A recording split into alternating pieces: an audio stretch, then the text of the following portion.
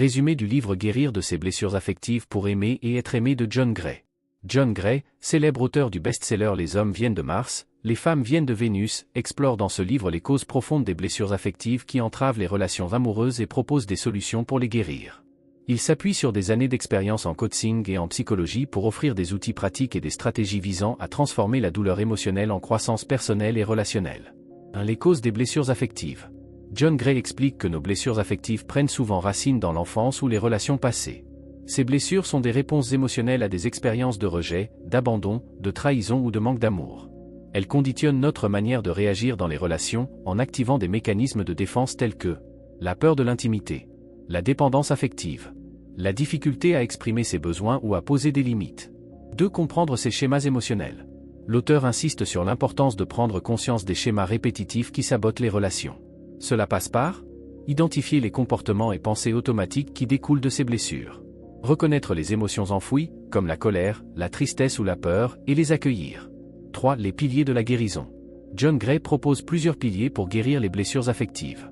La responsabilité personnelle, comprendre que la guérison commence en soi, et non en attendant que l'autre comble nos besoins. L'auto-amour, apprendre à s'aimer inconditionnellement en valorisant ses qualités et en acceptant ses imperfections.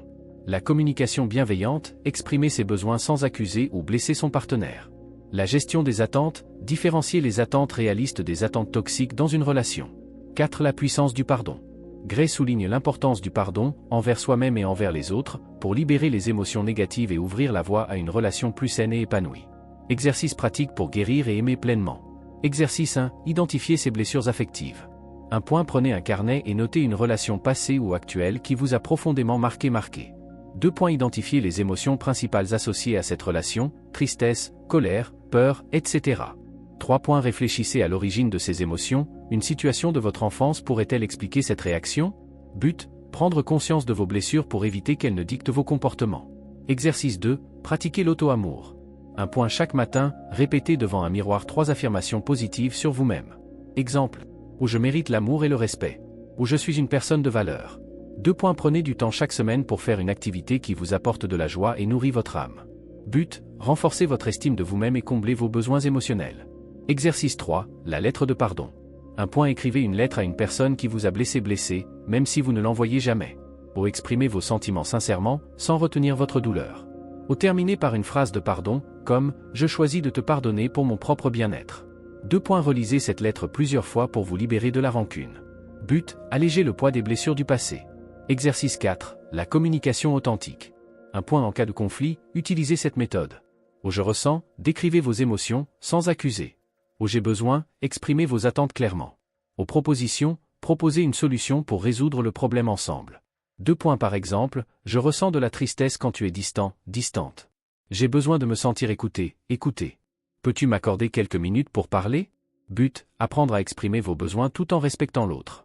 La communication authentique est une manière sincère, respectueuse et transparente de s'exprimer dans une relation, que ce soit personnelle ou professionnelle.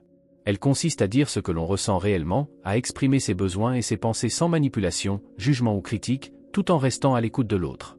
Elle crée un espace d'échange basé sur la confiance, l'empathie et la compréhension mutuelle. Les principes clés de la communication authentique. Être honnête avec soi-même.